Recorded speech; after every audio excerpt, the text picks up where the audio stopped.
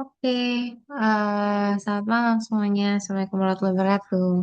Waalaikumsalam warahmatullahi Waalaikumsalam warahmatullahi wabarakatuh. Malam Ibu. Oke, baik kita lanjutkan pertemuannya. Berarti ini adalah pertemuan ke 10 ya, ke 10 materi ke 9 atau pertemuan kedua setelah UTS ya. Nah, hmm, untuk hari ini tadi saya sudah sampaikan ke PJ-nya. Materi kita, materinya akan saya kasih. Nanti saya kasih tugas mandiri. Materi hari ini itu adalah tentang histamin. Ya, materinya sudah saya upload di spadanya masing-masing. Boleh nanti dicek aja. Ya, mana ya? Nih ya. Jadi lecture 9 histamin. Jadi nanti tinggal diklik aja. Yang materi perkuliahan ini nanti kamu langsung ke direct ke materinya ya. Nah, materinya kayak biasa, jadi pembahasannya senyawanya apa? Kayak di sini contohnya histamin kan, berarti di awal itu profilnya histamin kayak kayak gimana, terus bahas tentang strukturnya, terus baru reseptor ya, jenis-jenis reseptornya. Nah, di judulnya tadi ada pembahasan tentang antagonis reseptor ya untuk si histamin. Jadi, selain membahas tentang jenis reseptor dari histamin, di sini juga bahas antagonisnya. Nah, ya nanti kamu bisa baca di sini. Ini yang jenis-jenis reseptornya ya. Jadi ada H1, H2, terus nanti antagonisnya juga demikian. Nah, ini sebenarnya ringkas ya. Cuma di belakang hubungan struktur aktivitasnya cukup lengkap. Nanti kalau misalkan ternyata kurang, bisa baca mana nih? Bisa baca yang ini harus mundur berarti ya. Bisa baca materi atau ebook yang pernah saya kasih, ebook yang medicinal organik ini. Nah, di situ ada juga ya. Nah, tapi saya rasa sudah cukup sih dengan materi yang ada. Nah, untuk topik tugasnya sendiri, nanti kamu silakan scroll pembahasan ke bawah. Jadi ada bagian tentang antagonis reseptornya, H1 dan H2. Nah, ini ya, H2 reseptor antagonis, nanti H1 juga ada. Nah, untuk mana saya taruh sini ya. Nah, untuk tugasnya, ini gampang aja sih sebenarnya. Tugasnya itu cukup cari jurnal, terus kamu bedah jurnalnya, terus masukkan eh, apa poin-poin pembahasan penting yang ada hubungannya dengan pembahasan kimia medisinal kita selama ini, gitu ya. Nah, biar apa namanya terbagi rata gitu ya. Saya kasih dua opsi untuk yang punya NIM akhiran ganjil. Silakan mencari jurnal dengan topik ini ya. Jadi cari yang antagonis reseptor H1. Ya, jadi fokusnya sama obat-obat antihistamin H1 gitu ya. Nah, eh, kemudian jadi ini kamu bisa cari. Jadi silakan cari yang topiknya itu tentang analisis struktur aktivitas ya.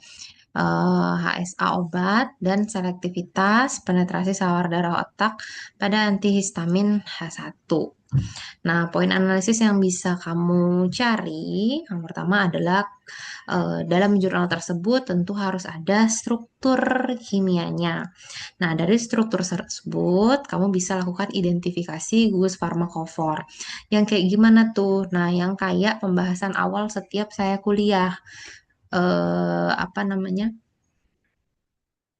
Kan pasti selalu diawali sama buka strukturnya, terus lihat gugus-gugus fungsinya ada apa aja, gitu ya. Nah, biasanya dari gugus fungsi tersebut, apa namanya, perannya apa, gitu ya, atau menentukan sifat apa. Nah, kemudian yang kedua, bisa lakukan analisis sifat fisikokimia. ya. Nah, kemudian yang ketiga, korelasi dengan sawar-darah otak. Nanti kamu tinggal hubungkan dengan polaritas, gitu ya. Kemudian kamu bisa masukkan poin-poin pembahasan lain yang sekiranya mendukung atau perlu yang ada dalam jurnal tersebut. Ya, itu untuk yang antagonis reseptor H1. Oke, nah ini sebenarnya apa namanya, ini contoh aja ya. Nah, kemudian untuk opsi yang kedua bisa sorry, untuk opsi yang kedua itu untuk yang punya akhiran NIM genap, silakan mencari topik yang berkaitan dengan antagonis reseptor H2. Jadi fokusnya adalah pada obat-obat yang ada hubungannya sama sekresi asam lambung ya. Oke. Nah, eh, topiknya nanti kamu cari sama kayak tadi ya, analisis struktur aktivitas juga. Tapi di sini beda ya. Kalau yang tadi antagonis reseptor H1, di sini yang H2. Jadi analisis hubungan struktur aktivitas dan modifikasi bioisosterisme pada antagonis reseptor H2. Nah, poin analisisnya sebenarnya sama kayak tadi ya. Jadi nanti saya tambahkan deh ya. Jadi sama ya, kamu analisis dulu eh, gugus farmakofornya ya. Kemudian kamu lakukan analisis desain obat bioisoster. Nah, kemudian setelah itu kamu lihat modifikasi rantai samping dan gugus polar netral. Kemudian kamu cari juga pembahasan tentang reduksi toksisitas klinis. Nah, ini sebenarnya di apa namanya di PPT yang sudah diberikan itu ada. Jadi kalau misalnya bingung sekarang nanti maksudnya nanti kalau misalnya kamu sudah baca PPT-nya atau sudah membaca materi tentang eh, histamin dan histamin dan juga kalau antagonis histamin baru nyambung gitu ya. Kemudian yang terakhir adalah memasukkan poin-poin pembahasan lain yang sekiranya mendukung atau diperlukan atau yang sekiranya penting dibahas dalam jurnal tersebut. Itu ya. Nah, jadi nggak perlu semuanya langsung disalin semua isi yang ada jurnal tersebut, nggak usah ya. Jadi yang utamanya adalah poin-poin yang ada di sini. Kemudian setelah semua poin yang ada di sini terjawab ya atau udah masuk ke dalam review kamu, mau ditambahkan dengan poin-poin bahasan lain boleh ya. Nah, eh untuk penilaian ini sebenarnya apa namanya, kalau dibagi aja gitu ya. Identitas jurnal dan urgensi. Jadi nanti silakan cari jurnal yang sesuai dengan di sini ya. Sebenarnya nanti ketentuannya saya kasih yang di sini aja. Jadi kesesuaian jurnal ini nggak usah ya. Saya nggak pula minta harus Sinta 1, 2 ataupun Scopus. Kamu mau Sinta 5, Sinta 3, tapi kalau masuk apa namanya pembahasannya nggak apa-apa gitu ya.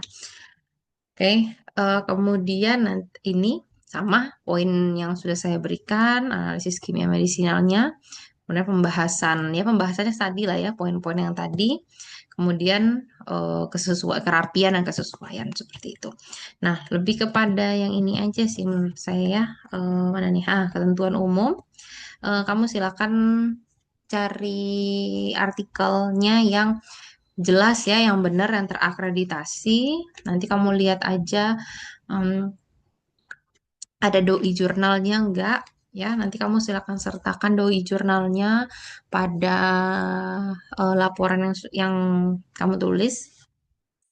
Kemudian silakan jurnalnya dicari, jangan yang jadul ya. Jadi yang namanya jurnal untuk referensi sebuah artikel itu harus 5 tahun terakhir ya. Jadi cari yang minimal itu atau paling lama tahun 2021 terbitnya ya, 2021 sampai 2026 berarti. Oke, sertakan doi jurnalnya, kemudian laporannya ditulis rapi, jangan banyak-banyak, maksimal 3 sampai 4 halaman aja. Kemudian silakan di PDF-kan biar rapi. Itu ya, pengumpulannya paling lambat adalah Jumat depan. Ini berarti 1 minggu. Jumat 19 Juni 2026 jam 12 siang. Bukan 12 malam ya, 12 siang di akun sepadanya masing-masing. Nah, eh, untuk tugas ini itu sudah saya buatkan di sepadanya masing-masing ya. Kita lihat mana nih, ya. Kalau kamu buka sepada, di sepadanya masing-masing ada lecture 9 histamin. Nanti silakan kamu buka ya. Eh, Instruksinya sama seperti yang saya sampaikan tadi. Ya, mencari jurnal dengan mencari sebuah artikel jurnal ilmiah terakreditasi ya dengan topik ini. Kemudian nanti kamu silahkan lakukan review dengan poin-poin yang sudah saya sampaikan tadi. Ya, kemudian sertakan buktinya ya berupa doi jurnalnya aja, nggak perlu satu file jurnal yang kamu berikan. Kemudian ditulis rapi, kemudian di PDF kan. Pengumpulannya paling lambat ada di sini ya, 19 Juni jam 12 siang. Oke. eh, Jangan lupa dikumpulkan dalam PDF karena sudah saya setting pakai PDF. Jadi kalau misalkan type filenya bukan PDF berarti nggak bisa dikumpulin ya. Oke. Untuk materi juga sudah saya tautkan di sepadanya masing-masing. Bu, mau nanya tulis tangan ya, Bu? Enggak lah, kan di Oh, PDF kan. ketik. Diketik Oh, aja. oh, PDF kan kadang bisa juga tulis tangan, Bu. Iyalah, ketik ya, Bu ya. Apa-apa, diketik aja ngapain 3 sampai 4 halaman soalnya. Oke, Bu, makasih, Bu. Absennya belum saya buat ya. Ntar. Oh. Ah, udah. 12 Juni jam 1.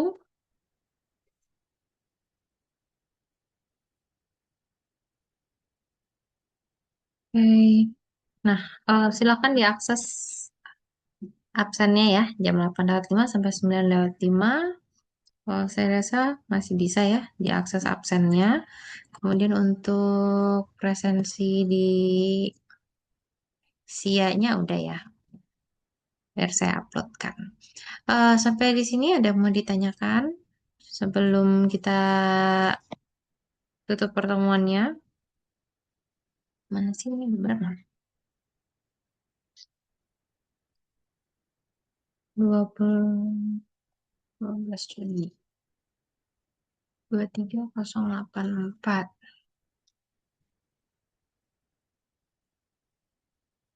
Eh,